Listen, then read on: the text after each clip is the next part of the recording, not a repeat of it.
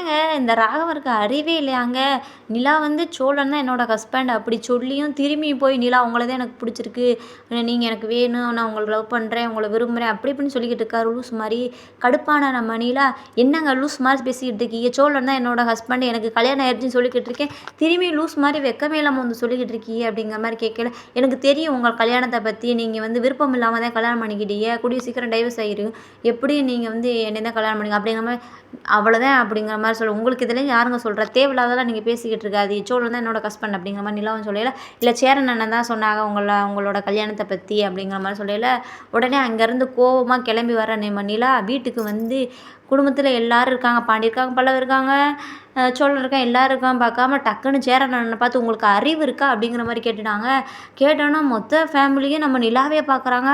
அதுவும் சோழனுக்கு பார்த்தீங்கன்னா, ஹார்ட் அட்டாக் வந்த மாரியே பார்க்குறாருங்க நம்ம நிலாவ. என்ன நடக்குதுன்னு நாளைக்கு பார்க்கலாங்க.